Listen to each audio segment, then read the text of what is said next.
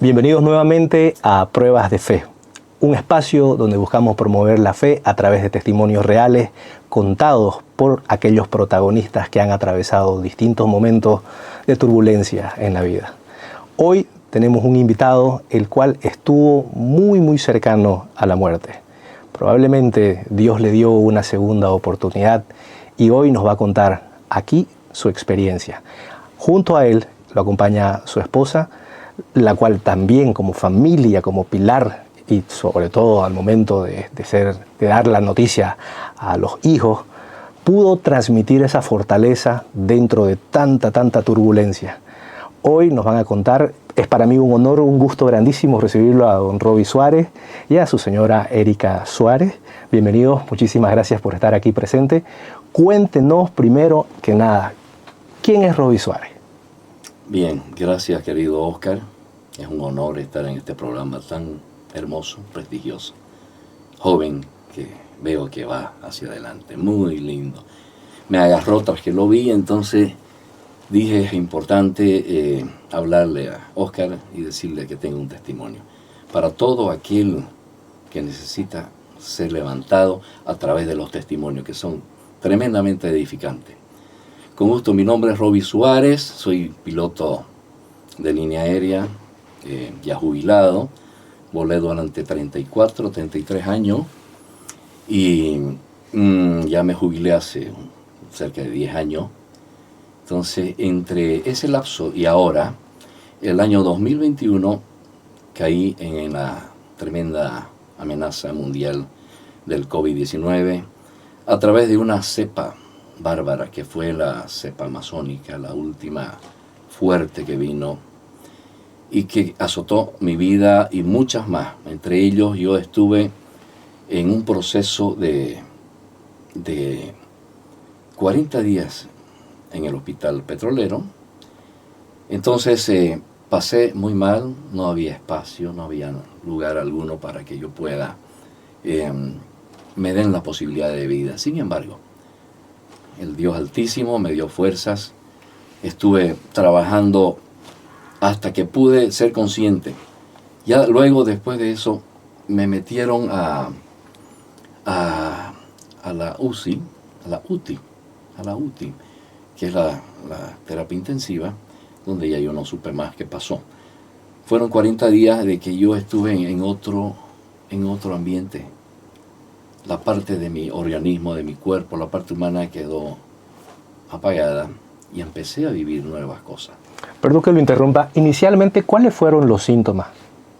Sí, tales como se mostraban en la época era primero tos, un poquito de resfrío, qué sé yo, me sentí unas tosecitas y fui y me hice un chequeo, un análisis del COVID. Fuimos al Cambódromo en esa época, el 19 de marzo, Día del Padre, del 2021. Ese fue mi regalo del Día del Padre. Wow, dije, estoy con COVID. No me asusté, dije, bueno, estoy con COVID. El Señor lo tiene manejado, programado. Voy a tener que, aislarme. Entonces mi familia me preparó un lugar en mi casa. Y yo lo tomé muy a bien. Los médicos me atendían, me daban el tratamiento correspondiente y se hacían bien las cosas. Pasaron unos días y yo tosía y de pronto se me quitó el apetito, un poco de resfrío, lo que se manifestó en este tipo de enfermedades, ¿se acuerdan, no? Entonces hasta ahí estaba bien y yo con la seguridad de que prontamente iba a empezar a mejorar. Inclusive no es tan fuerte como un resfriado estos que dan ahora tan potentes, ¿no? Como ¿qué se llama la influenza, que es más fuerte. A mí me ha dado después y este COVID era un resfrío más. Solo que se me quitó el apetito, no dejé de toser y estuve prácticamente sin alimentarme. En esa época mi esposa tenía ya programado un viaje a Miami, Estados Unidos, y me dice, a los primeros días, yo me quedo. No, le dije, no pasa nada. esto va a pasar, andate tranquila. Y ella se fue con mucha pena, se fue no esperando pues que suceda lo que tenía que suceder, ¿no? Pasaron los días y ya los médicos me hicieron una tomografía y ya presenté un 30% de tomado en mis pulmones. Entonces me voy a la casa nuevamente y a los 3 o 4 días, ya un sábado, me pongo un poco mal. Ya va el médico, el neumólogo, y yo me había comprado un medidorcito de estos baratos nomás y me estaba midiendo mal. Entonces me midió el médico y le dice a mi hijo, ahorita hay que internarlo. Entonces, ¿por qué? Está mal. No, le dije, yo no quiero que me internen, esto voy a salir. Entonces, ahorita llévenlo, no le estoy preguntando, me dijo el médico, me dio una orden muy tácita, se van ahorita. Entonces, me consiguieron un botellón de oxígeno, llegué allá ya con el 45%, a sentarme a la emergencia. Ahí me topé con unas amigas, unos amigos que estaban en mi misma situación.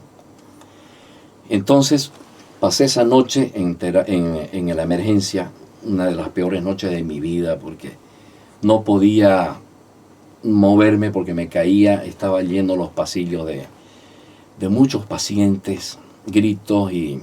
¿Dónde fue esto? En la caja petrolera. En la caja petrolera. Todos los hospitales estaban tomados. Era ya la segunda o tercera cepa. Ya venía desde el 2019, 2020, esto fue el 2021. Entonces, esa noche la pasé tremendamente mal. Me vuelven a tomar otra tomografía y tenía el 75%. Yo no sé cómo es eso. Entonces, inclusive un médico me dijo, tenés que intubarte. Yo le decía, no me van a intubar. No sé si para la mayoría de la gente, pero lo que no conocemos, ignoramos un poco la medicina. El tema de intubación para mí era un signo de muerte. Yo le tenía mucho miedo. Si me intuban, me voy a morir. O sea, tenía ese pensamiento. Que perdonen los médicos porque me han salvado la vida. Me han salvado la vida. Con la mano poderosa de Dios, pero ellos me han salvado la vida. Entonces, te vas a morir si no te intubas. Entonces, no, ya yo di órdenes, soy una persona mayor, nadie me intuba. Pero yo estaba ya con un 75% de mi... O sea, supuestamente no oxigenaba bien. Entonces, de ahí me metieron a la terapia y me pusieron una especie de... Máscara. Como una máscara, la cual yo no la soportaba. Me acuerdo pantallazos en mi vida que me la tironeaba, me ponían monitores por todos lados y querían que me eche de barriga. Me echaba 10 minutos y no soportaba. Soy una persona en ese sentido inquieto. Para dormir me cuesta mucho para acomodarme. Entonces me fui poniendo mal. Entre medio mi esposa estaba cerca, intercediendo. Y un grupo general, toda mi familia hicieron un chat, porque todos viven en el exterior, muchos viven en el exterior. Entonces todos mis hermanos, mis sobrinas, todos intercedían. Yo les aviso que eso es prácticamente lo que le da a uno los movimientos que vienen a través de los médicos, las enfermeras, los análisis, las hace factibles. Entonces mi esposa no pudo dar el visto bueno de que me intuben. Hasta que la ubicaron, ella encendió su teléfono porque estaba cerquita y dijo, tenemos que intubarlo, necesitamos su orden. Entonces, sí, ya estoy yendo, estoy aquí a la vuelta. Ella llegó y salieron, ya me cuentan, ¿no? Ya yo no estaba en mí. Y salieron los médicos todos sudados, las enfermeras, todas fatigadas, y casi nos ha pegado su marido. Nos ha brincado. Y sí, intúbenlo nomás. No, ya está intubado. Estaba morado, estaba negro, me estaba yendo. Ya tenía el 95%, según nos informan, ¿no? De ahí, para mí fue como que me apaguen la luz, digamos, no supe más de la conciencia, no supe más. Y empecé otra etapa, que es la que yo quiero contarla ahora. Empecé una etapa Bueno, yo soy una persona cristiana que creo mucho en la palabra, aún más. Me afianzado aún más con este tema. Entonces, mi cuerpo estaba totalmente en estado de coma inducido y empecé, quizá por efecto de los medicamentos, por muchas cosas que la ciencia lo respalda, sin embargo, empecé a tener unas vivencias espirituales que las llamo, yo estoy escribiendo un libro de esto, que estoy ya por terminarlo, y empecé a sentir, qué sé yo, las sensaciones. Los sentidos estaban mucho más agudizados. Empecé a oler fuerte, diferente. La visión era tan clara, tan hermosa. Qué sé yo, los colores y todo eso. Bueno, seguramente era sometido a ciertas cosas. Pero empecé a vivirlo eso. Era uno tras otro, las cosas así. Empecé a viajar a un lado al otro. Y yo me olvidaba de contarles que antes de que me pierda la conciencia, uno de mis hijos estaba por ahí y le digo, Santiaguito, creo que me voy a ir, le dije, parece, yo he hablado con el Señor, yo soy piloto, he tenido muchos riesgos de vida durante toda mi vida, 34 años, he tenido apagones de motor muchas veces, con pasajeros, con todo, y aquí no estaba. Entonces le dije, Señor, yo soy tu hijo. Y sí, me dice, sí, algún día, ¿no? O sea, él me dio a entender de que creo que era mi tiempo. Entonces yo le dije, Santiago, te pido perdón por tus hermanas, a todos quiero poner más cuenta. He hablado con el Señor, estoy perdonado, me siento en paz, tranquilo, creo que ya no vamos a poder hablar. Y de ahí vino lo que ya estaba comentando. Vino la parte espiritual, los viajes. He estado en muchos lugares. Que mucha gente que lo vea esto y ha estado en esta situación de comas inducidos de varios días, tienen una historia que contar, siempre.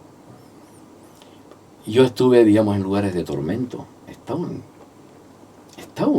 como en el infierno. He estado atado, Una de las situaciones es que era mi alma que tenía que ser entregada para otra persona para un chamán que estaba dando su vida, pero tenía que dar un alma a cambio. Era una cosa tan tremenda película que uno dice, este tipo está loco. Pero yo lo cuento porque es un testimonio que es real. Y me acuerdo que entró una de las personas con unos aparatos, yo estaba amarrado, no podía desviar mi mirada, y con una olla negra, con un líquido negro que humeaba así, botaba y regaba, y yo lo único que decía, Jesús, no me abandones, Jesucristo. Él era la única persona que yo nombraba, era Jesucristo, Jesús. Mi fe me llevaba a solo nombrarme Jesús, era Jesús, y yo y Jesús nunca lo vi, nunca vi nada especial, pero era la presencia. Yo sentía la presencia de Jesucristo. Jesús, me cubro con tu bendita sangre. Entonces, el hombre pasó por mi lado, echó esas aguas, echó por el pasillo, dio la vuelta a mi cama donde yo estaba echado, y de ahí se salió. No me cayó ni una gota. Entonces yo sentí, el Señor me ha librado. Seguramente eran los síntomas ya para llamarme a su presencia, qué sé yo, ¿no? Y yo no sabía qué iba a pasar. De pronto el que era mi vecino de la cama, de otra cama, esto en el sueño, es una de las historias que estoy contando, son más de 35. Este vecino era el que había entregado a su hijo, a un niño. El hombre lloraba, yo lo miraba, decía, ¿cómo a mi hijo lo voy a sacrificar por un sacrificio? Y de pronto la situación me puso delante de un pasillo, cosas que uno ha visto, delante de un pasillo, y delante de mí estaba el muchacho, lo tenía agarrado, me metieron los dedos a la nariz así, 2 personas, y lo degollaron. Y yo no podía apartar mi mirada. Yo estaba obligado a mirar. Entonces, entré en terror, que era multiplicado, como le digo, los olores, el frío, el calor, los sentidos. Entonces yo entré en terror y lo único que era clamar el nombre de Jesucristo. De esas pasaron muchas cosas. Otros lugares, estuve en unos lugares fantásticos, ¿ya? Increíbles. No había tiempo ni lugar para esto, ¿ya? Entonces, lo que vi en ese mismo lugar anterior que contaba, en esas tipo catacumbas y cosas, de que venían personas entre los y me espiaban así. Reconocí a una hermana de la iglesia, de mi iglesia, que me dijo, estamos bien. Pienso yo que son las intercesiones de los santos, de los hermanos, y Tran se cubría como diciendo, no te hemos abandonado, no te estamos dejando solo. Y yo mi mirada la ponía, miraba para todos lados, estaba amarrado, siempre amarrado, no podía moverme. Y quería ver a mi mujer, a Erika. La buscaba, mi otro yo, pues la buscaba y no la podía ver. Y de pronto apareció una persona que de limpieza, así medio tapada, y ella agarra y me dice, estoy aquí, ya lo voy a sacar. Me dio una esperanza. Era la única persona viva, digamos, que vino y tuvo contacto conmigo, porque yo clamaba por el Señor. Entonces, siempre, en todas estas instancias que pasaron, en todas estas vivencias espirituales, estaba presente mi mujer, siempre Jesucristo, Jesús era lo que yo clamaba, era mi gancho, mi amuleto, mi anacleto, mi sostén, ¿entendés? Entonces, Jesucristo, el nombre de Jesús. Y mi familia, mi hijo, pero mi mujer era la parte a la que me agarraba físicamente. Ella me va a sacar, Yo considero que la otra parte que ya vivió mi esposa, que pronto te lo va a contar, en la vida real, que estamos aquí ahorita, ellos estaban intercediendo en ese tiempo. Con cadena de oración. Sí, en oración constante.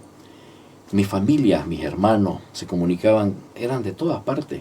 Había un chat todo el tiempo encendido, un Zoom, que todos oraban, todos intercedían, mis hermanos, mis sobrinos, mi hija Carolina, mi hija más pequeña. Todos dormían ahí fuera del hospital. Entonces, todos estaban apoyando, ¿no? Porque papá se iba, pues, ¿no? Se moría. Entonces, era una cosa que ellos ya lo van a contar. Yo estaba en otro lado.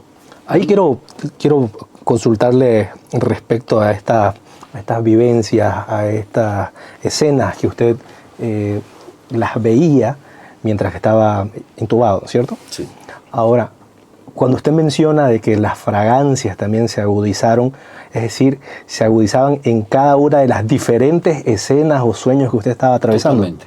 ¿No? O sea, que por ejemplo, esa escena que usted dice, la del joven, que lo impactó y lo horrorizó. Sí. O sea, que también sintió de manera aguda esa fragancia del momento.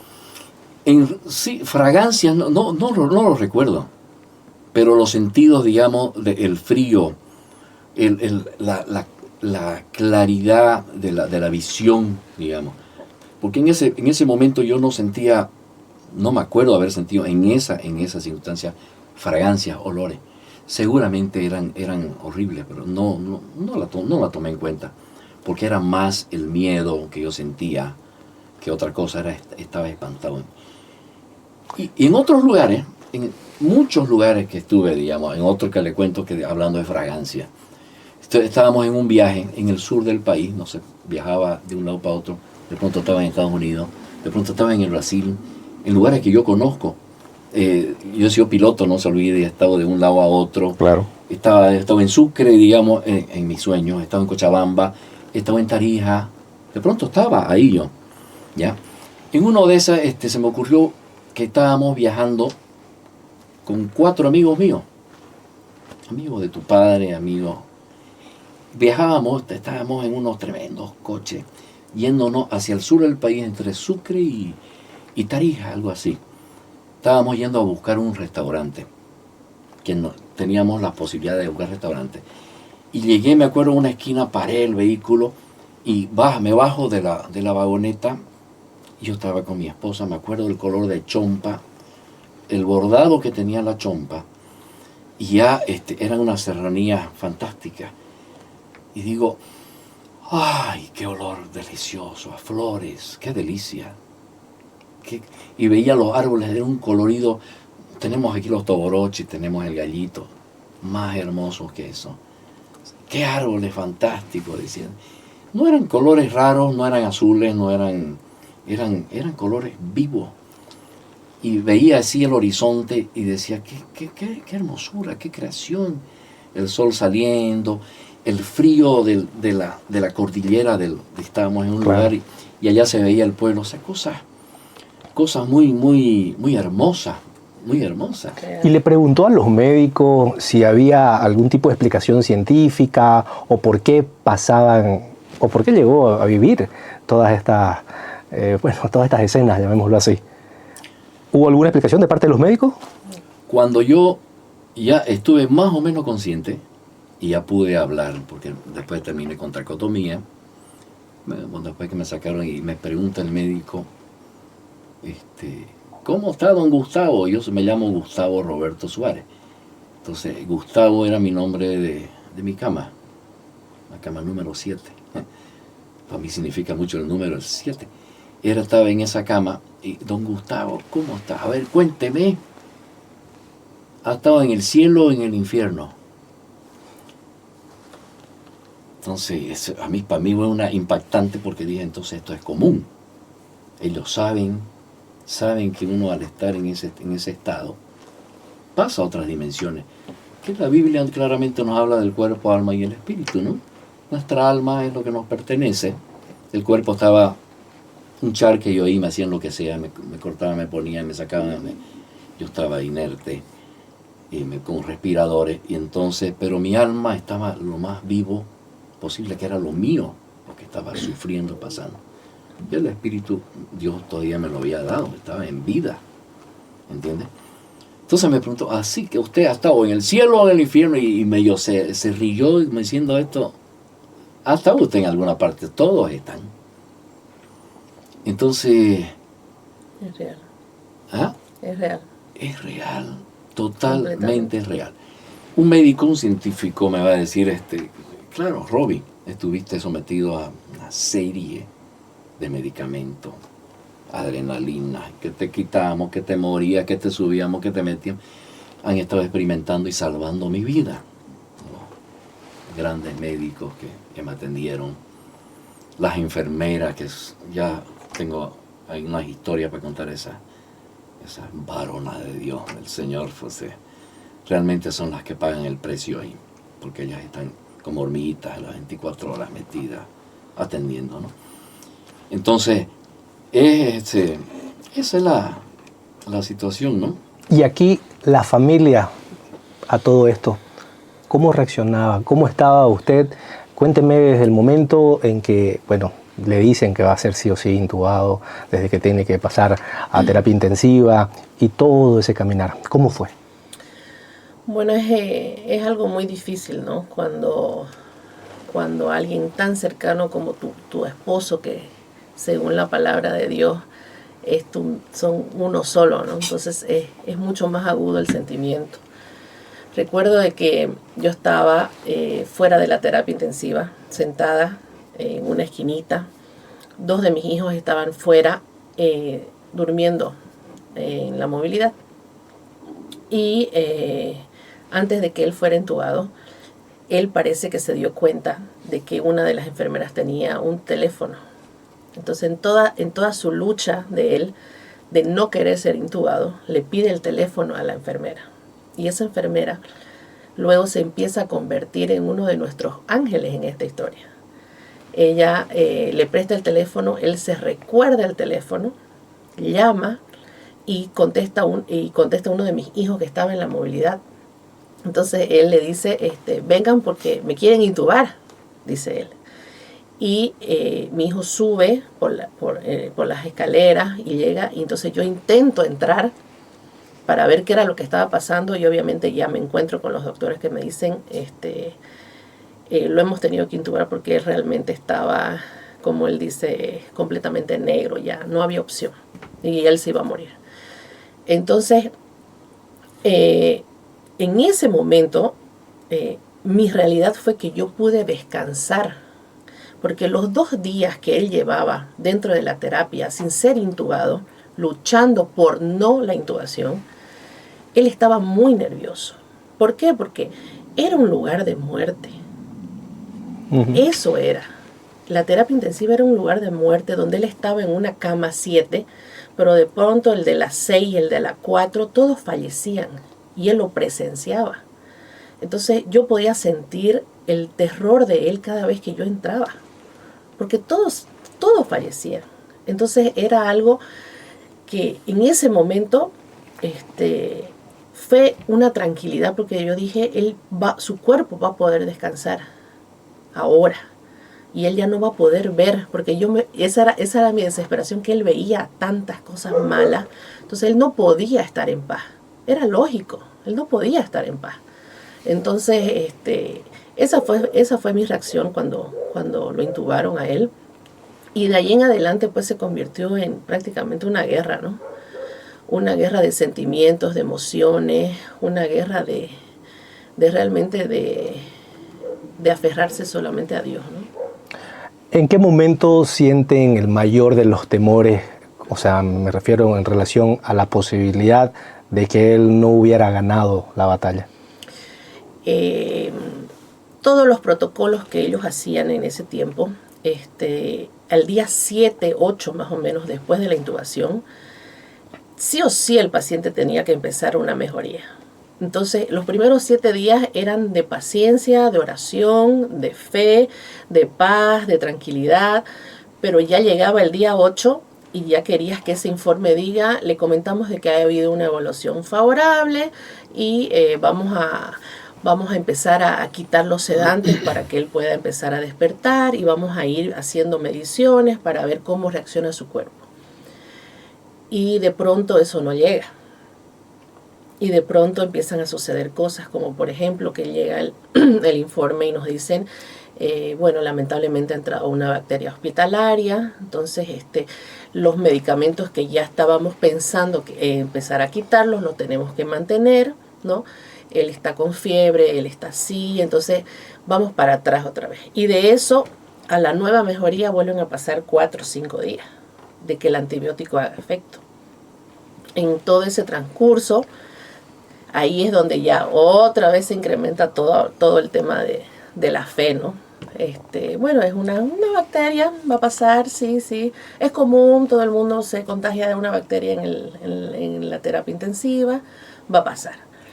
Pero de pronto que llegue el día 6 y nos digan, le comento de que hemos querido quitar los sedantes y él lamentablemente no está reaccionando bien. Su presión se sube y hemos hecho algunos análisis, hay un daño renal, y también hemos podido evidenciar en uno de los análisis que él se ha contagiado de un hongo. Yo, como hongo, sí. Entonces vamos a tener que buscar un remedio para el hongo. Vamos a tener que va a tener que ir a un centro médico, traer una persona que le haga un análisis específico y lo puedan aspirar para que saquen una muestra para hacer un cultivo. Y cuando me decían cultivo, yo sabía que el cultivo duraba 4 días más, entonces, o sea, como que otros 4 días más tengo que volver a esperar para que lo mediquen. Y mientras tanto, ¿qué? Tenés que esperar. Solo tenés que esperar. ¿Cuánto tiempo, en cantidad de días, cuántos días fueron en total? 40. Wow. 40 días. 40 días de 2 bacterias, un hongo. No puedo decir por equivocación. No puedo decir por equivocación, pero cosas que suceden, ¿no? Cosas que suceden. Se movió una camilla y él se desconectó por algunos segundos y quedó, pero se dieron cuenta que se habían desconectado las máquinas. Entonces eso trajo una serie de consecuencias, ¿no? y obviamente nosotros somos sumamente agradecidos con la Caja Petrolera. Realmente fue el lugar donde Dios nos puso y donde Dios hizo su milagro. Y los médicos de ahí, las enfermeras, como dice Robbie, realmente fueron unas perfectas hormigas llenas de amor, esa es la verdad. Muchas personas tienen malas experiencias, pero en nuestro caso fue fundamental, ¿no? El trabajo de todos ahí fue fundamental. ¿Y qué rol tuvo la fe en este momento? Fue fundamental porque yo buscaba mi parte de estar afuera de esto, ¿no? Viva buscando herramientas que me nutran para yo seguir adelante. Esa es la realidad, porque mientras él dormía, Dios actuaba. Pero teníamos que movernos entre todos para que eso realmente me fortalezca a mí, para yo, cada vez que entre, yo lo pueda nutrir a él espiritualmente. Porque esa es la realidad. Entonces, yo empecé a escribir mensajes en el Facebook. Dije, no, yo esto solita no voy a poder. Yo necesito gente que esté orando todo el tiempo por él. Entonces, todos los días yo escribía. Inclusive me llegaban mensajes que, ¿por qué yo no había escrito a las 8 de la mañana, digamos? Esto era a las 10 de la mañana y yo no había escrito nada. Y era porque de repente había mucho tráfico o porque yo llegué más temprano y tenía que ir a buscar algunas recetas, cosas así, ¿no?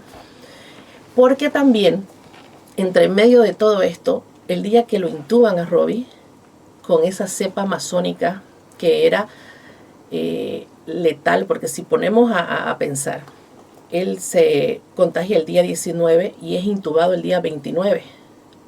O sea, él tiene una orden de intubación el día 9 o 10 del proceso del COVID, donde es muy corto para las otras cepas que nosotros habíamos visto. El día que él lo intuban, mi hija, que había quedado en casa, se sale positiva. Y se le hace una tomografía y ya tenía el 30% también de los pulmones tomados. Y su papá la había contagiado. Entonces, complicado estar con tu esposo intubado en ese proceso tan corto y con tu hija también contagiada dentro de tu casa. Entonces, tenía que ponerme las pilas. O sea, algo tenía que hacer yo como esposa. Entonces usé las redes sociales, empecé a escribir, ¿no? Hicimos grupos de WhatsApp, el grupo de Zoom de su familia, que era todos los días, ¿no? Que nos juntábamos, que hablábamos. Y así, ¿no? Así fue creciendo y algo muy hermoso también dentro de la Caja Petrolera se formó.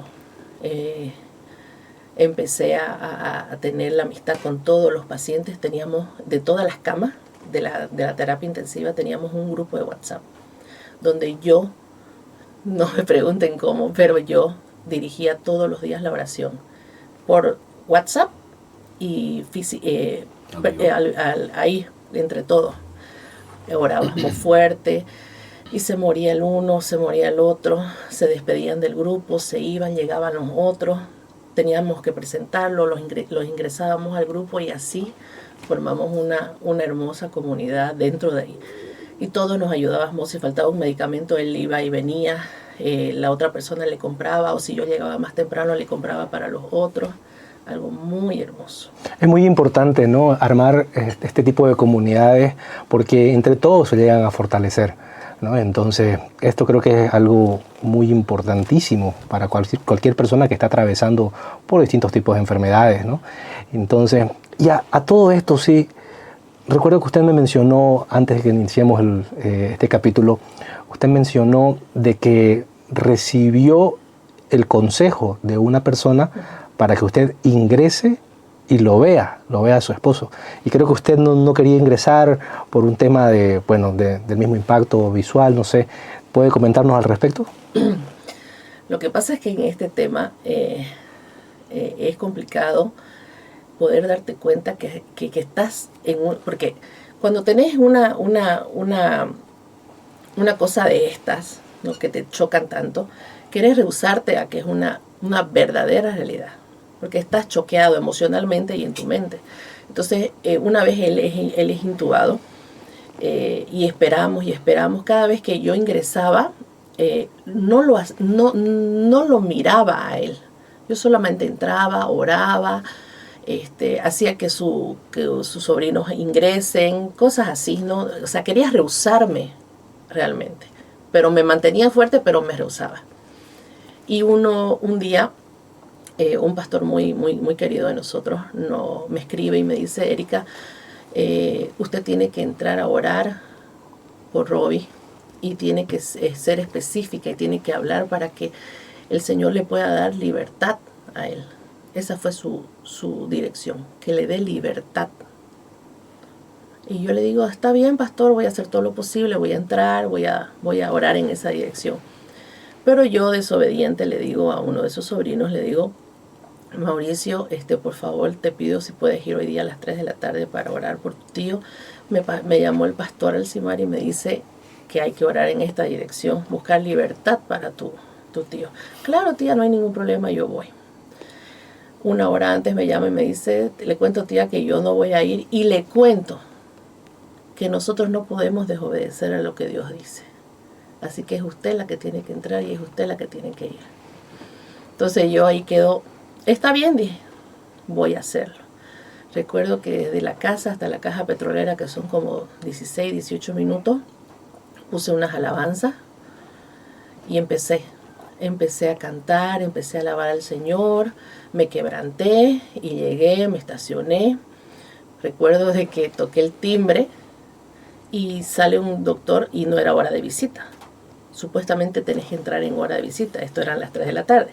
Me abre la puerta y me dice: disculpe, ¿puedo pasar a la cama 7? Claro, pase, me dice él. Y todavía yo quedé sorprendida porque me dice como que me está esperando, más o menos. Entonces yo entro en ese momento, me pongo a orar por él. Y ahí tuvimos una de las experiencias más hermosas, espirituales, para mi vida y después para él, cuando ya yo se lo comenté. Dice que es impactante, ¿no? Yo estaba orando por él y una de las enfermeras que estaban en dos camas más allá, ella vuelca la mirada y me dice: ¿ustedes son cristianos? Sí, le digo yo, ¿no? Y me dice: el fuego del Espíritu Santo lo rodea a él y nada lo va a tocar. Entonces yo me recuerdo que la miro a través del barbijo y del gorro, porque era toda disfrazada. Le digo yo: amén, le digo yo, ¿no? Y en ese momento es realmente una inyección que el Señor hace en mi corazón y en mis emociones, ¿no? Para seguir adelante. Qué fuerte. Sí. Realmente. Sí.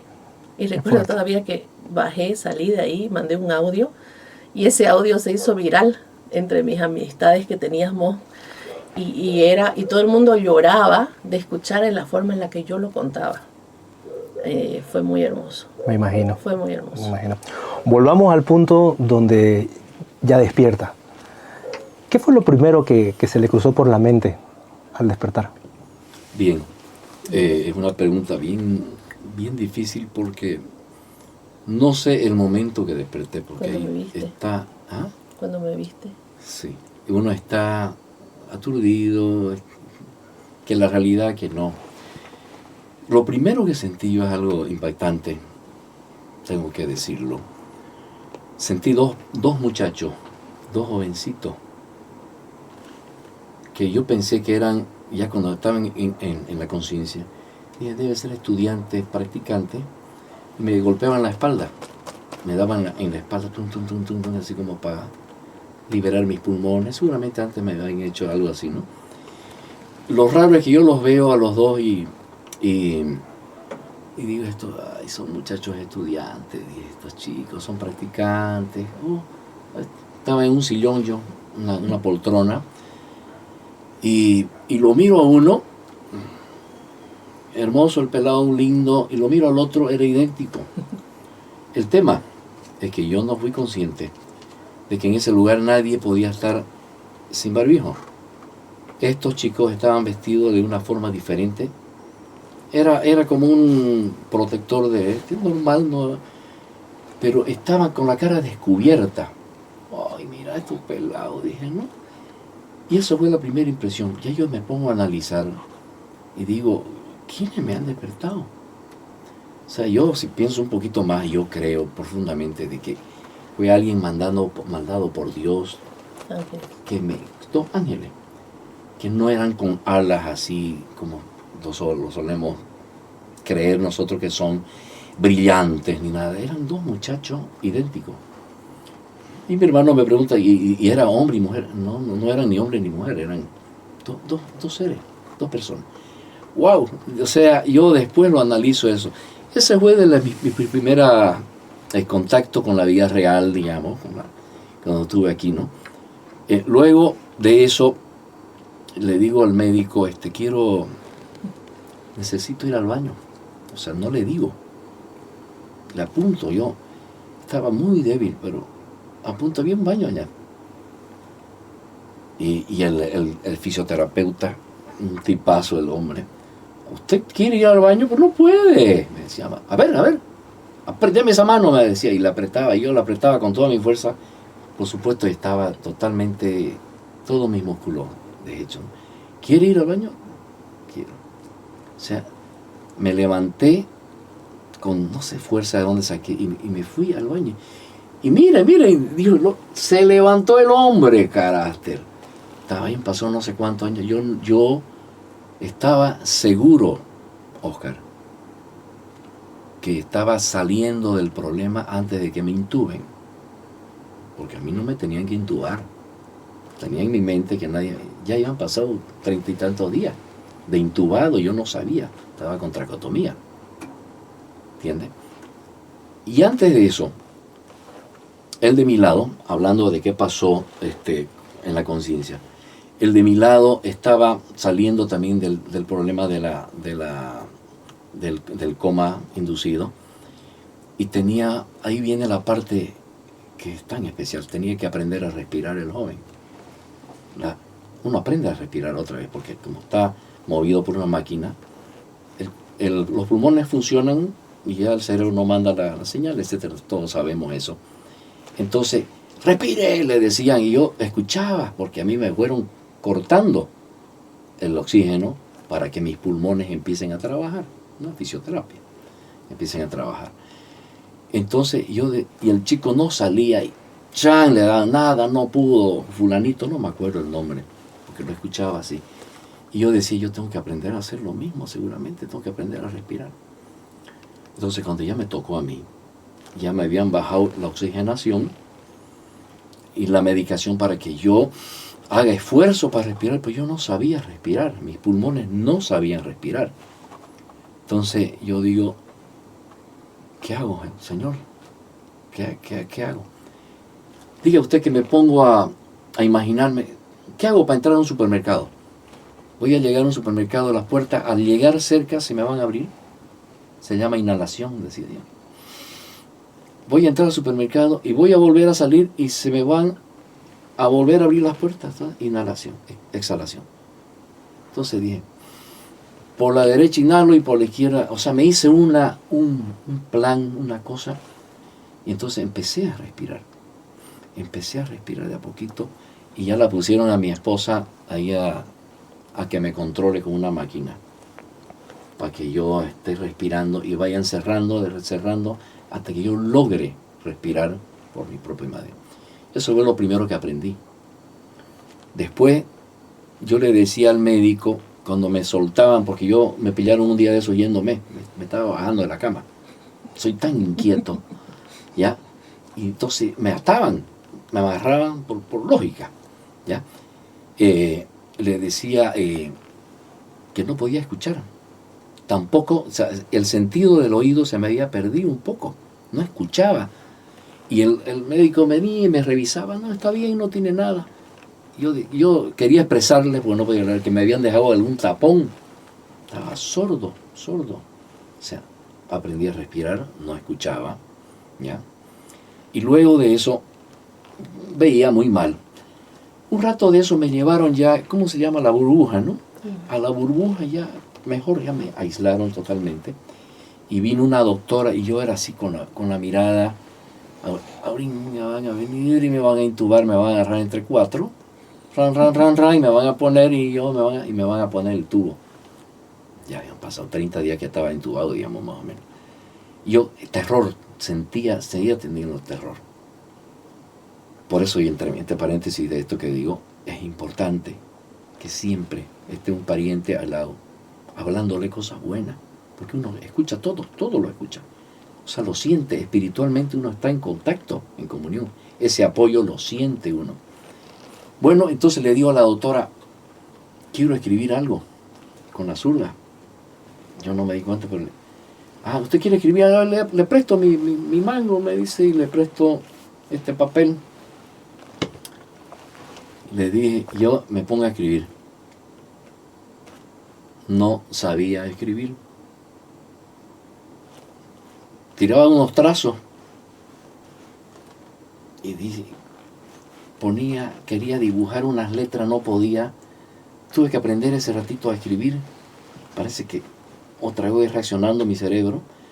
Entonces yo lo que quise ponerle es que les autoricé que no me vayan a intubar terminantemente. Soy un hombre mayor que necesito que me respeten mi decisión. O sea, quería ponerles eso yo. O sea, y totalmente fuera de foco, digamos, ¿no? Ya no se preocupe, don Gustavo, la doctora, una carismática tremenda. Tranquilo, usted va a estar bien, nadie lo va a tocar, que esto, que lo otro. Y fueron quitándome, ¿no? Después, al quitarme ya este fue otro trauma, ¿no? El quitarme la traqueotomía, fueron pues cerrándola también, y al sacar la traqueotomía yo tenía que respirar por mi cuenta. Entonces, ya se me había infectado unas 2 veces antes, una vez, entonces habían que hecho cambio, yo algo me acuerdo de eso. Al quitarme la traqueotomía, porque yo hablaba así, ya me expresaba, ya estaba volviendo en mí mismo. Y Ryan ya me lo tapa, ya puede hablar, me dijo el médico. Los médicos estaban ahí. Y la veo a Erika y no a mi mujer allá, mira. Y le digo, me mentiste, le dije. Lo primero que dije yo, me mentiste. Con una voz terrible, gruesísima, toda raspada, me imagino. ¿Qué pasó, mi amor? O sea, yo le decía, me mentiste porque me dijiste que no me habían intubado. Yo, con las ideas, ya había pasado todo ese tiempo. Otra cosa que aprendí, digamos, a respirar. Luego me decían, yo estaba con una sonda. Ya me llevaron a una habitación. No habían habitaciones porque la gente eran colapsadas, todos los hospitales. Una habitación que parece que había uno infectado de COVID, y una de que me acuerdo que me paseaban de un pasillo para otro, hasta que ya me metieron a una habitación y me levantaban para que yo camine. Ya yo estaba en el tiempo de que me podía morir realmente, porque estaba tan débil. Y me acuerdo que era como si tuvieran imanes mis brazos, o fuera metálico, y la atracción me atraía hacia el piso. No podía levantar mi brazo, que ¡poc! Se me caía. Y me levantaba el fisioterapeuta, me hacía pasear, me alzaba. Ya había bajado 20 y tantos kilos en ese tiempo. Y me dice, bueno, don Gustavo, tiene que comer. No quiero, o sea, no quería comer. Tiene que comer. Me ponían la comida y no podía comer, no sabía englutir. Se me había cortado también eso, no sabía tragar. Entonces, y yo le decía, no puedo. Es que queremos sacarle su sonda. Está alimentado por sonda, ya para que vaya comiendo una sopita. Y yo le decía, sáquenmela. Ya medio hablaba más o menos, sáquenmela. Y Erika le dije, sáquenmela porque ya estoy cansado, quiero irme a mi casa, quiero mi casa. Lo único que desea es su casa, hombre. Entonces me la sacan la sonda, pero me traían, digamos, la sopita o el preparado, y no podía, como echarle, como que te pongan un oído y decía, traiga, digamos. No había manera de que pueda tragar. Tuve que aprender a tragar. O sea, aprendí a respirar, a mirar porque veía mal, a escuchar, a moverme, a escribir. Todo eso fue volviendo de a poco. Y llegó un momento en que ya la sonda, y me acuerdo que le pedí a Erika le dije, ay, ¿qué quiere comer? Me traían de todo, mi familia, las cosas que me gustaban. Y un día de una tormenta terrible había en la noche, y le dije, quiero locrito, a las 12 de la noche. Locrito se me ocurrió. Y todo, quiero locrito. Bueno, si yo pedía pues camarones de donde sea, me lo iban a traer. Quiere locrito. Llama a una amiga, Patricia, y le dice, te cuento que mi marido quiere locrito, yo se lo hago ahorita, en su casa, a las 12 de la noche, y llovía. Preparó un locrito y me lo trajeron el locrito. Y ahí ya comí algo, digamos, Y así fui yendo de a poquito, apoyado con ciertas personas. Y habían unos medicamentos que yo, tras que me lo ponían, me acuerdo que lo ponían en el suero, me tiraba al suelo, me quedaba así, deforzado. Seguramente medicamentos que tenía que tomar. Las presiones se me iban, se me venían. Y el tema era que yo quería, ya estábamos llegando al 4 de mayo. El 4 de mayo es el cumpleaños de mis gemelas, de mis hijas menores. Cumplían 18, 19, 18 años, el 2021, 17, 18 años. ¿Ya? Y yo quería estar en casa, quería estar en casa. Entonces yo tenía para eso que comer, pues. Entonces, Erika me amenazaba y me decía, si usted no come, no vamos a ninguna parte. Mi casa, quiero mi casa, mi cama. O sea, uno se deprime mucho. Fueron en ese lapso muchos amigos, pastores, fueron a visitarme, como podían, porque no era prohibidísimo, usted sabe. Llegaba gente, me daban mi teléfono, digamos, y yo lo veía y era como verlo, o sea, no veía nada. No veía, estaba ciego. Pero estaba ya en este mundo. Miraba por la ventana y decía, qué opaco, qué feo que se ve todo. Esta es la realidad, decía yo. Me vino un decaimiento, un desánimo terrible. ¿Y cómo hizo para sobrellevarlo, para salir adelante, para encontrar la fortaleza y obviamente no hundirse más? Son dos cosas, ¿no? Lo más importante, me aferré a mi fe. Me reconfirmó mi fe, el Señor, de que es todo real, es verdadero, es el Dios verdadero que tenemos. Y mi familia a mi lado. O sea, no había otra manera, porque el hospital era un hospital más, en los mismos problemas que estaban todos los hospitales, sin camas, sin medicamentos, sin nada. Era un caos total, mundial, no solamente en Santa Cruz. Entonces, fue eso lo que realmente, las oraciones, eso yo pienso que eso me sacó adelante. El ánimo de que fue una de mis hijas, digamos, ya yo estaba mejorcito, que no había ido a Juliana, y apareció, y ella, es sensible, ¿no? Hola, papi. Y yo, bromista siempre he sido, y le miro, ¿y quién sos vos? Le digo. ¿Para qué le diría? Pucha. Se quedó, no, mi amor, Juliana, vení, mi amor. Ella pensó que estaba yo rayado, pues, ¿no? Porque había quedado, pues, lelo, digamos, ¿no? Pero... Es que eran las posibilidades. Eran las posibilidades. Creo que después del COVID salió mejor que antes. ¿Por qué? Mi fe se incrementó al Señor. Siento que Él me dio una oportunidad porque tengo que saber qué es lo que el Señor esperaba de mí. Por algo me dio una segunda oportunidad, digamos, llamémosla segunda, porque yo he tenido muchas oportunidades de perder la vida, pero esta era tan real, tan verdadera, Yo dije, ¿cuál es el propósito, Señor? Tengo que descubrirlo. Entonces ya yo puedo, para terminar, digamos, mi parte, ese 4 de mayo, cumpleaños de mi hija, fui a pasar su cumpleaños en mi casa. Fue para mí un acontecimiento tremendo. Yo tenía mi enfermero a mi lado, dormía en mis pies.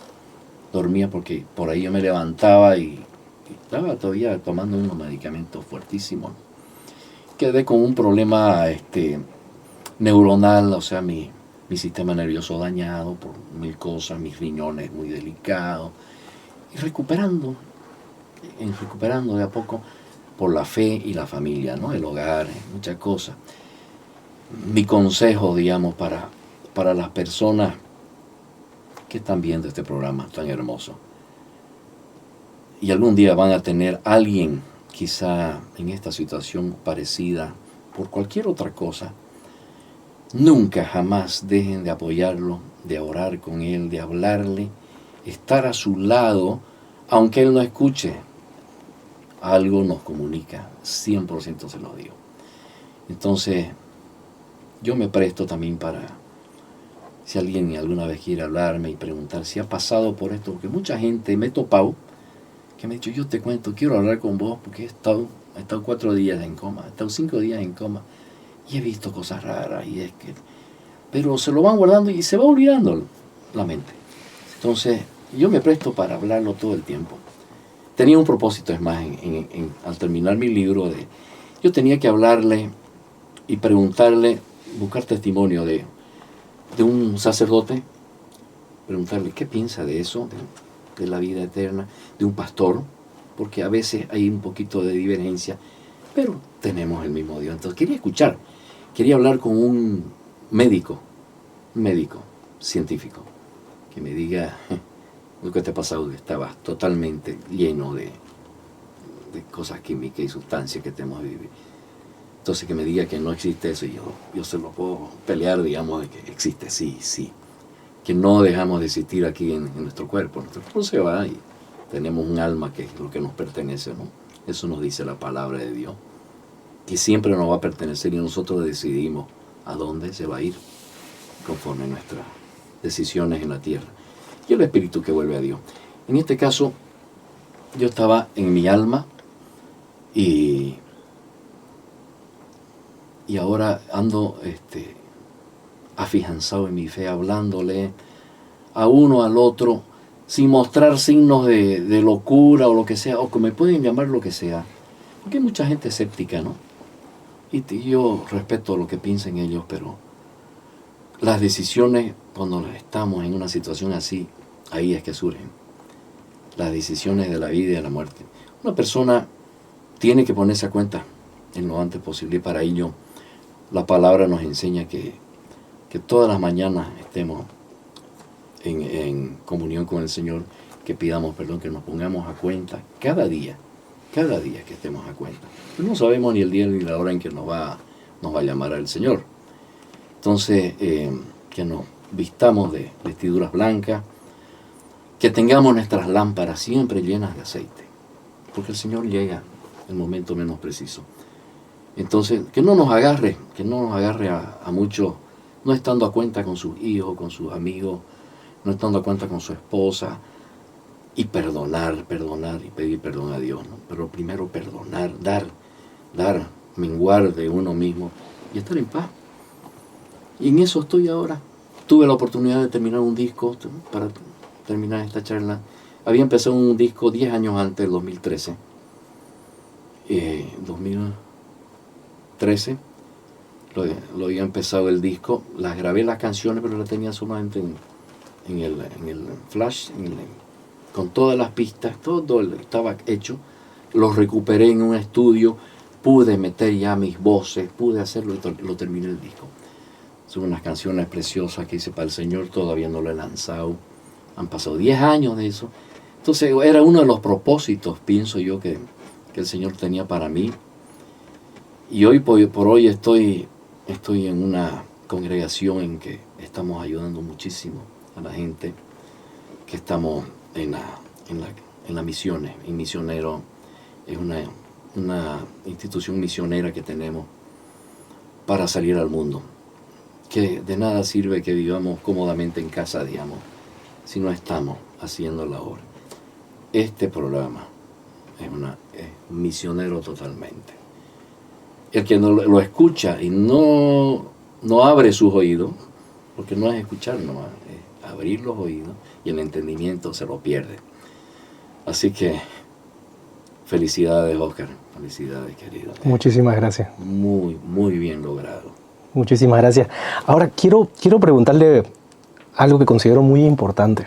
Usted lo mencionó en un par de momentos. Estuvo muy cerca de la muerte. Estuvo cerca de la muerte. Llegó incluso a de alguna manera despedirse de su hijo, dar ese mensaje, de tratar de dejar las cosas en paz, como para, si tocaba el momento de partir, bueno, de llegar a la casa prometida, ¿no? Ahora, ¿por qué cree que Dios le ha dado esta segunda oportunidad? Exacto. Es lo que yo le explicaba anteriormente. Siempre hay propósito. Dios es soberano, ¿no? Dios es dueño de la vida y de la muerte. Entonces, si Dios me hizo salir de esta situación tan terrible, tan contra toda pronóstico y diagnóstico de los médicos, dijeron, prepárense, a la familia le dijeron, no sale. Todos decían lo mismo. Salí, solo Dios, el único que sabía que yo iba a salir, a Él. Nadie más sabía, ni los médicos ni nadie. Entonces pienso que el propósito, uno, es, en primer lugar, terminar, digamos, ese disco, dedicarme a pasar el Evangelio a toda mi familia, a mis amigos, lo que yo pueda. Ese para mí es un propósito que lo estoy tratando de cumplir. De tener una vida mucho más ordenada que tenía antes. Yo siendo cristiano, 30 años, ya. Tenía dormía poco, no hacía deporte, qué sé yo. Entonces, yo aconsejo, digamos, a las personas cuando están sanos, que aprovechen de estar sanos. No es solamente el deporte, el fit, andar perfecto. La parte espiritual, leer muchísimo. Y más que todo, la palabra de Dios. Tienen que visitar y hablar porque todos tenemos un propósito en esta vida y la vida se va como un suspiro, ¿entiendes?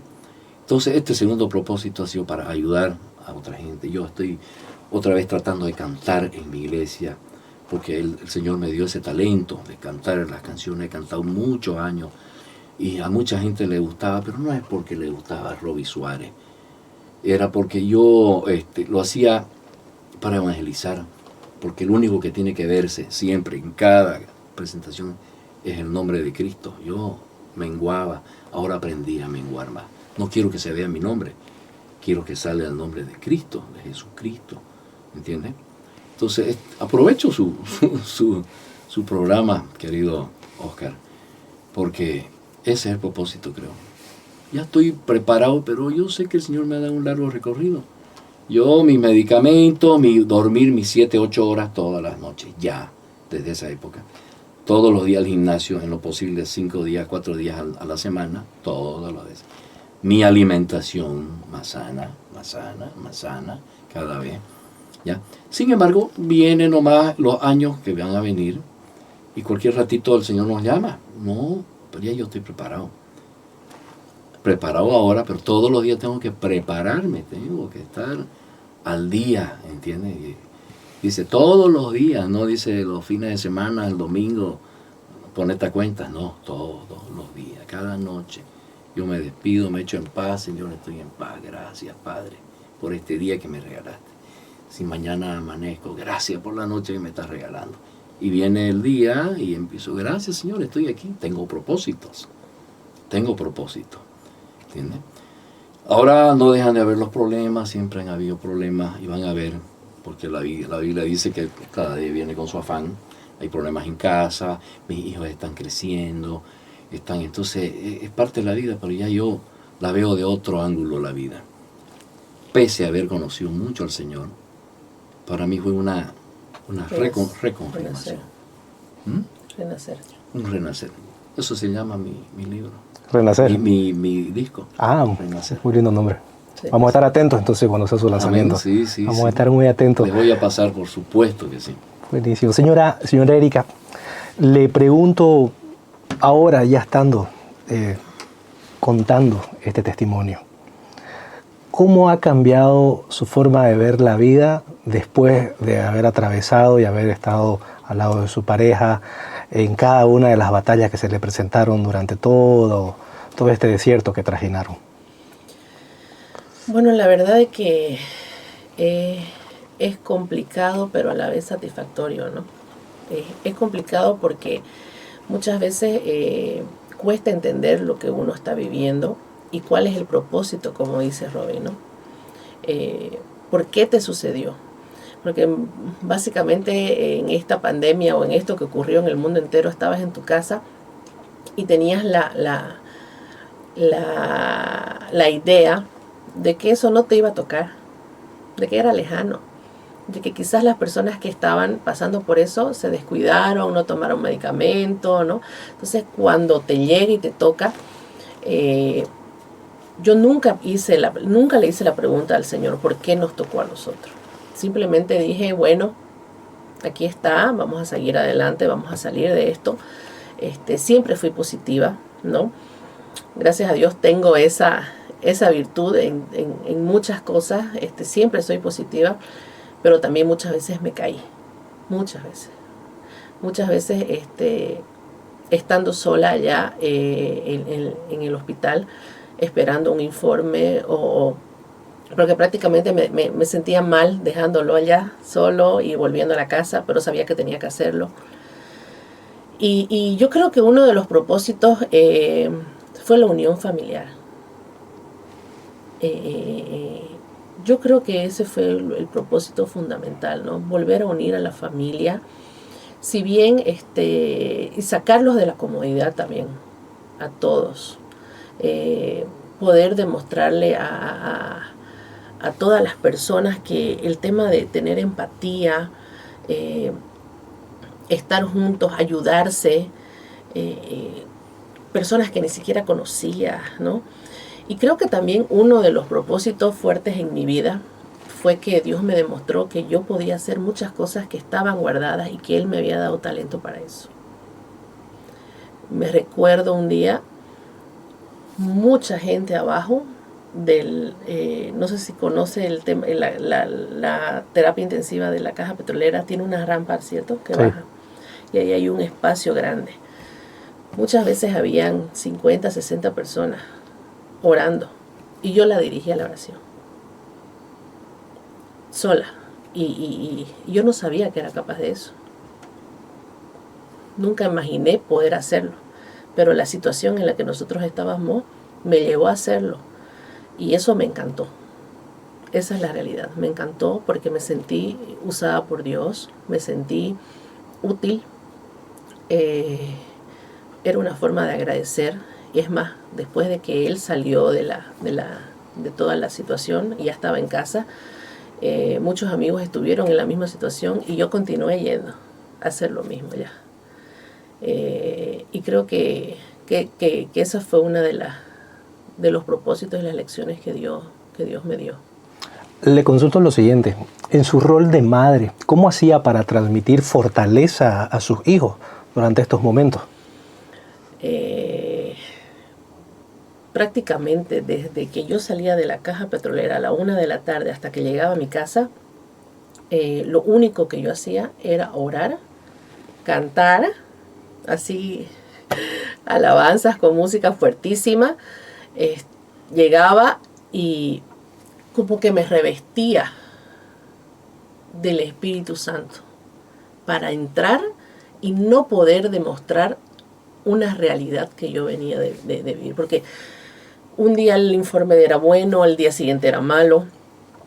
Y uno de los momentos más difíciles que pasé fue cuando el 15 de abril los médicos me dijeron que ya no había opción, que ya habían intentado todo y que él no reaccionaba.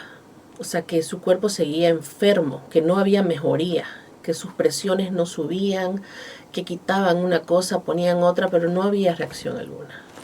Entonces, recuerdo ese día, me senté en la cama y días antes mi fortaleza física fue decayendo. Recuerdo perfectamente que un día antes de eso me desmayé en mi cama frente a mis hijos. Y cuando me di cuenta que había sucedido eso, después de que yo reacciono, dije, no, esto no puede pasar. Porque si yo estoy así, ellos también van a estar así. Porque yo no los dejaba que los vayan allá, porque bueno, estaba restringido, ¿no? Entonces yo era la única que me exponía prácticamente. Entonces, sí, con Carolina y Santiago, que eran los más grandes, nos turnábamos el tema de medicamentos, llevar, traer una cosa que faltaba, ¿no? Pero con las otras 3 mujeres no. Entonces yo tenía que prácticamente ponerme una careta al llegar a la casa. Digo una careta porque tenía que ser así, porque era la forma de que ellos también no decaigan y no nos caigamos todos. Claro, totalmente entendido. No había forma. Sí, no había forma. Entonces cuando el 15 de abril me dicen que no hay opción para él, ya habían pasado 2 bacterias, había pasado un hongo, había tenido un paro cardíaco y estaba como, seguíamos en la espera. Justamente ese día, mi cuñado Charles hace una llamada con su otro pariente de Houston, y los doctores de acá, uno de los doctores, el doctor Jauregui, hace una llamada con el doctor de allá y le dice, prácticamente ya no hay nada que hacer. No hay nada que hacer porque tiene daño renal también, no está, algunos de los valores estaban sumamente altos, otros estaban bajando, habían pedido sangre también porque se estaba descompensando, un montón de cosas. Y justo ese día yo voy a mi casa y bueno, lo siento a mis 4 hijos y le digo, hasta aquí llegamos. Entonces recuerdo que el primero en asimilar la noticia fue mi hijo Santiago, ¿no? Entonces él se para del asiento en que estaba y dice, entonces ¿para qué luchamos tanto? Dice él. ¿Por qué? Entonces yo le digo, no sé, no supe qué decirle, no sabía cómo responderle, esa es la verdad. Luego de eso, obviamente nos abrazamos, lloramos, oramos y reaccioné ese momento y les dije, algo va a pasar y tenemos que seguir de la misma manera, y no, algo va a pasar. Ese día, buscando las cosas para que sucedan, le había pedido a un hermano de la iglesia que me cambie algunas canciones que le gustaban a él en un flash memory, porque ya yo había metido un parlante pequeño y le había pedido a las enfermeras que le pongan alabanza a él. Entonces esa noche, recuerdo yo, eran las 10 de la noche. Nadie puede entrar a la terapia a las 10 de la noche. O sea, nadie. En una pandemia. Entonces yo le escribo a la enfermera, que había sido nuestro ángel de donde él me llamó. Le digo yo, por favor, quisiera pasarle un flash memory para que usted le ponga unas alabanzas, porque esas son las que él necesita. Esas fueron mis palabras. Entonces toco el timbre y después regreso a llevarle, toco el timbre, abren las puertas nuevamente de la misma manera como la otra vez, abren las puertas y me dice ella, pero ¿por qué usted no pasa? Me dice, está despierto con sus ojos verdes, todos grandotes. ¿Cómo? Le digo yo. Pase, venga. ¿Te acuerdas? Entro. ¿Qué se llamaba la muchacha? Wendy. Paso y así temblaba yo. Así, temblaba. Porque yo no sabía lo que iba a ir a ver. Porque que a la 1 de la tarde me digan que no había nada que hacer y que él no iba a despertar. Entonces entro y él estaba recostado en la cama mirando el cielo como si nada hubiera pasado. Entonces yo me asomo a mirarlo y él me mira y me sonríe y se pone a llorar como un niño. ¿Eso sí te acuerdas? Me acuerdo. Se pone a llorar como un niño. Entonces yo le digo, ya pasó todo, todo se acabó. Todo se acabó. Entonces él me hace así, me cierra los ojos como diciendo que sí. Y en el mismo momento que sucede eso, mi cuñado Charles llama a Carolina, nuestra hija mayor, y le dice que no sabían cómo decirme que Robbie iba a morir. Entonces yo salgo de la terapia y lo primero que hago es escribir en el grupo de WhatsApp y decir, Robbie despertó y está bien, escribo yo. Entonces la llamada que me tenían que hacer de que él ya no se podía hacer nada, obviamente no hubo. Entonces, ¿cómo va a despertar? O sea, ¿cómo va a pasar esto si no había opción? Al día siguiente, esa misma noche, le escribo al fisioterapeuta, que esa tarde no me quiso responder porque él sabía que él ya no daba más. Entonces le escribo yo y le pongo, doctor, Robbie despertó. No me respondió porque estaba incrédulo de lo que había pasado. Al día siguiente me escribe a las 7 de la mañana y me dice, estoy sorprendido, no sé qué pasó. Y yo lo leo eso y digo, claro, sigue vivo. Yo me voy de ahí, lo dejo, ¿no? Bien, despierto. Y me recuerdo que hasta las 12 de la noche chateé con la enfermera. Y al día siguiente, me escribe eso el doctor, el fisioterapeuta. No sé qué pasó, estoy sorprendido. Y desde ese día él quería volver a la casa. Y peleaba con los enfermeros y con todo porque él quería irse a la casa. Entonces, esa fue una situación tremenda que pasamos. Y de ahí en adelante fue una lección de vida para mis hijos, de poder sentir en carne propia lo que Dios puede hacer, realmente. O sea, jamás van a olvidar ese momento. Sin duda alguna. Claro. Yo quisiera que se dirija a las personas que hoy están viendo esto y que pueda de alguna manera recomendarle a esos familiares, a esas esposas o esposos que de repente tienen a su esposa o esposo atravesando este tipo de enfermedades o este tipo de momentos que son llenos de dolor. Entonces, cuando tenemos un familiar que está bajo una enfermedad o atravesando o a punto de partir, ¿cómo podemos de alguna manera sugerir, encontrar fortaleza, no perder la esperanza? ¿Qué mensaje, qué recomendación podría dar usted acorde a la experiencia que nos ha comentado? Creo firmemente de que el Espíritu Santo es quien te dirige a saber cuál es la dirección que vas a tomar. Y obviamente esa dirección del Espíritu Santo es guiada simplemente en oración, en leer la palabra de Dios y escucharla, porque la palabra entra por el oír, ¿no? Entonces, al oír, al escuchar, realmente nos fortalecemos y nuestro espíritu se engrandece y vienen cosas malas, pero es como una coraza que vos no o sea, es como una esponja.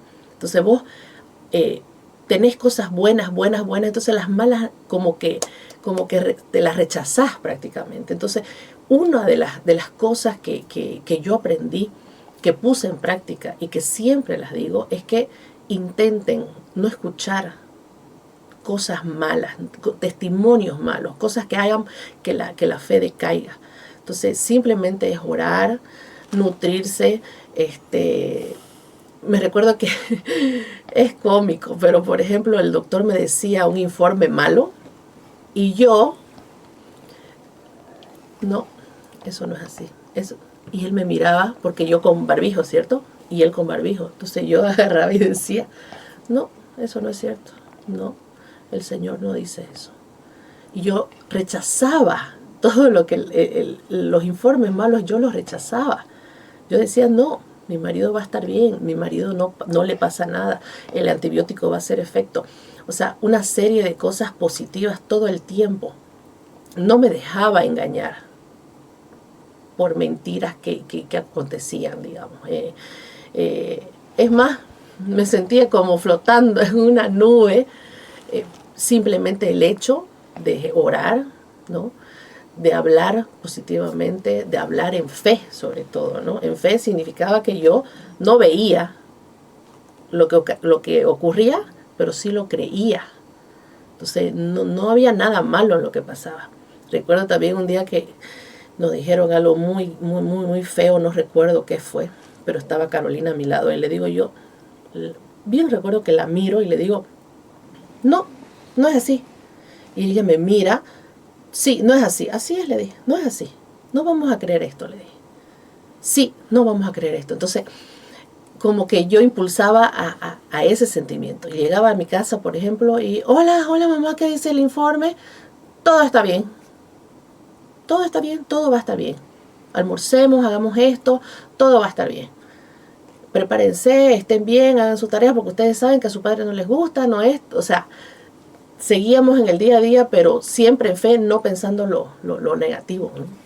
Qué importante que es para una madre, qué difícil por una parte, pero qué importante es que una madre logre transmitir esa fortaleza a sus hijos. Es muy difícil, sí. Es muy difícil realmente, sí. Y mi reconocimiento a usted, de verdad que creo que lo que hizo no es para nada fácil, pero lo logró y lo hizo muy bien, la verdad que sí. Ahora voy con usted, don Robe, ya para ir cerrando un poco esto.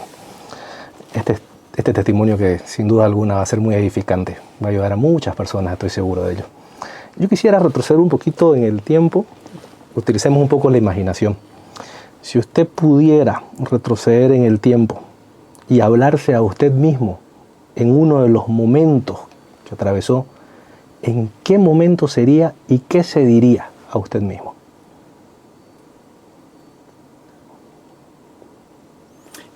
En el tiempo que estuve en coma, ¿es en ese tiempo que estamos hablando o antes? Se lo dejo a usted. En el tiempo que estuve en coma, no había tiempo ni espacio. Es más, yo mi libro lo he escrito por muchos capítulos con el título, lo primero que salía, digamos, hoy corriendo.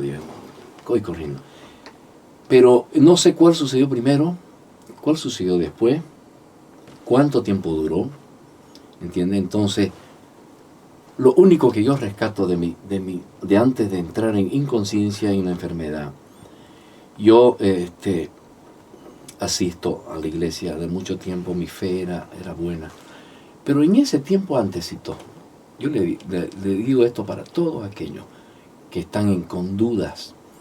Yo estaba diciendo, Señor, vine en un tiempo como después de subir y llegar. Yo soy piloto, entonces, después de ascender ya viene el tiempo de crucero y viene la tranquilidad. Había mucha comodidad en mí, ¿entiendes? Estaba yo, ya era cristiano, estaba bien, pero yo entré y me acuerdo que salió una canción que se llama Aumenta mi fe, hablando de pruebas de fe, de que se llama tu programa.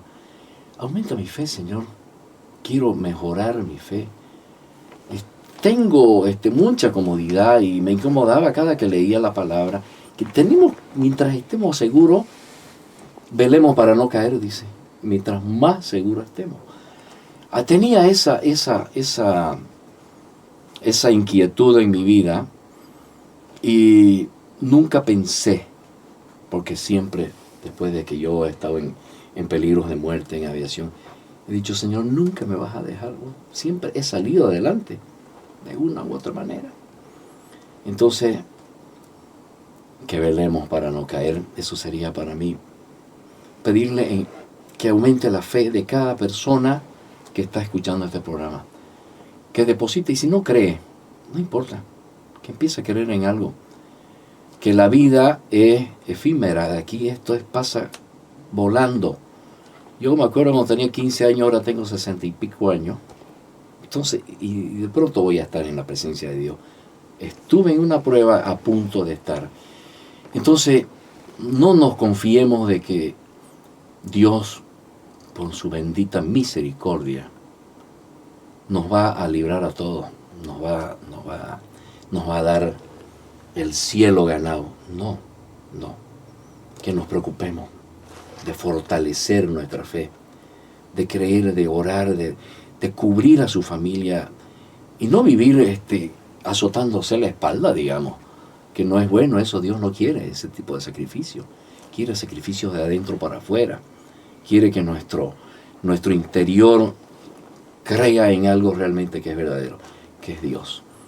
Hoy por hoy se está desatando una terrible batalla por las cuestiones bíblicas que sabemos, ¿no? Que el pueblo de Israel era, bueno, antes era otro pueblo, ahora es otro pueblo. Sin embargo, es todo a través de la fe.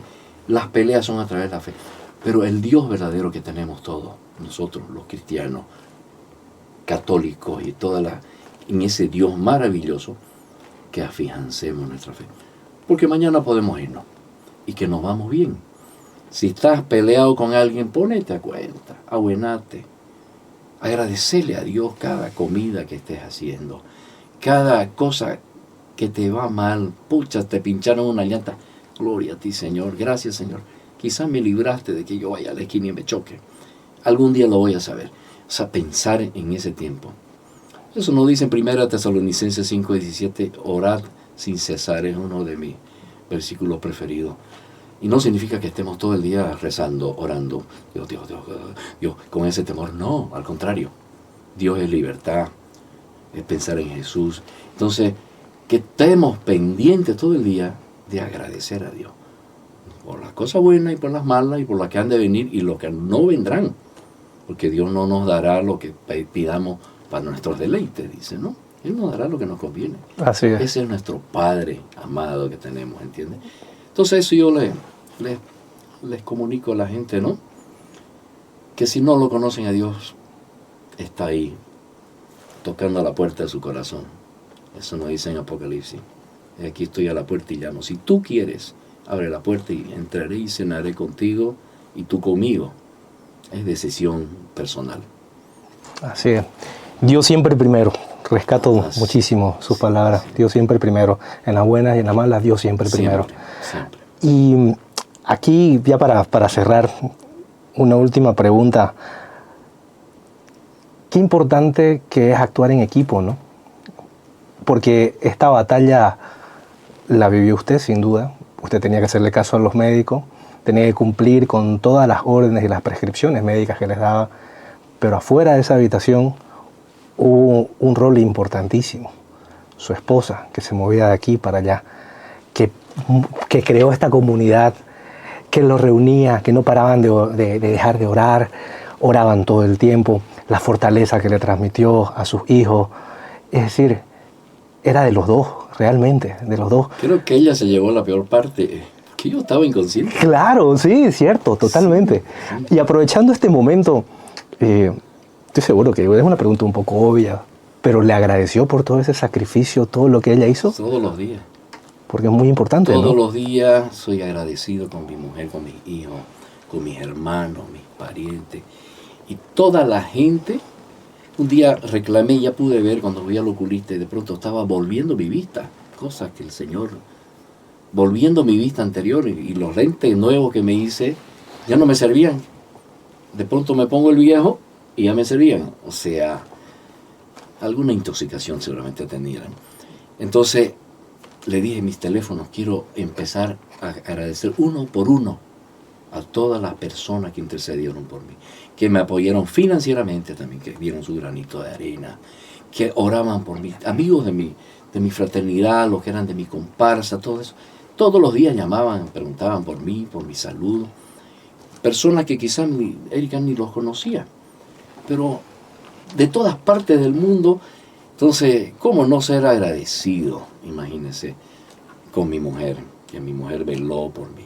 Era la persona, después de Jesucristo, que tenía yo en mente, en ese tiempo de soledad total, porque estaba solo. Yo anhelaba verla a mi mujer, anhelaba. Por ejemplo, mi mamá, que ella había fallecido, yo no la vi nunca en estos tránsitos. Mi suegra había fallecido tampoco. Y vi a muchas personas constantemente, entre ellas mi mujer, todo el tiempo. Pero la veía en mi mente, la buscaba, la procuraba. ¿Entiendes? Entonces, en ese tiempo ya empecé a agradecerle, la buscaba y hasta el día de hoy, pues, ella sabe, ¿no? ¿Ah? Y hay algo muy, muy hermoso que lo que pasa es que es bien complicado poder expresar o acumular las emociones de día a día, de los 40 días más los días de casa, hasta que él estuvo restablecido, hasta que caminó solo, hasta que comió solo, hasta que se bañó solo. Entonces, fue un proceso sumamente largo. Entonces, día a día, las emociones iban cambiando, ¿no? A buenas, más buenas, cansancio, fe, enojo, o sea, un montón de cosas. Y recuerdo yo de que un día, después de todo lo que había pasado, dije yo, miércoles, ¿no? Si realmente Robbie supiera todo lo que me comí con esto que sucedió. Y no me voy a olvidar nunca cuando él agarró y me dijo, quiero que sepas que a la única que quería ver y vi eras vos. Entonces, eso fue realmente un regalo fantástico, porque para mí esas fueron palabras de Dios que él me transmitió, porque yo las necesitaba escuchar, porque fue muy duro. Entonces eso fue algo como, gracias mi amor, digamos, ¿no? Gracias porque yo solamente te buscaba a vos y solamente te vi a vos. Inclusive tuvimos algunas cosas chistosas porque él me decía ya después, pero si vos entrabas vestida de enfermera y me cuidabas, no mi amor, le digo, yo no podía entrar, pero era tu cara, eras vos, no, le digo yo, pero también te vestiste una vez, te disfrazaste, me dijo, te pusiste el traje de la señora de Ruti Betty. La de limpieza. Claro, sí, Y yo le dije, no, ¿cómo me voy a...? Pero eras vos, me decía él. No, no soy yo no puedo entrar. O sea, que la miraba en todas partes, la encontraba. Todas partes. La buscaba en mi corazón, en mi alma en este caso. La buscaba. Ahí se cumple una vez más que somos una sola carne, ¿no? Claro, así es. Y yo tuve la experiencia de perder a mi madre. Y amé a mi madre con todo mi corazón. Soy hija única y puedo decir que no es el mismo sentimiento. Realmente somos una sola carne. Amén por eso. Sí. Sí. Bueno, muchísimas gracias. A nombre de todo el equipo de Pruebas de Fe, nuevamente, la verdad que ha sido muy edificante escuchar un testimonio. Nos deja muchas enseñanzas como pareja. Ustedes, esos momentos que atravesaron juntos y tener la fe puesta en Dios, en que lo van a lograr, en que van a salir adelante, el transmitirle esa fortaleza a sus hijos, el sentir esa comunidad y la importancia que es tener una comunidad, un grupo de personas, amigos que estén con las oraciones día tras día, nos deja estas enseñanzas que espero y en realidad sin duda alguna sé que van a llegar a las personas que hoy lo necesitan. Así que muchísimas gracias señora Erika, muchísimas gracias don Gustavo, Robbie, gracias. Y bueno, con ustedes será hasta la próxima. Sigamos adelante, fuerza y fe. Ya nos vemos.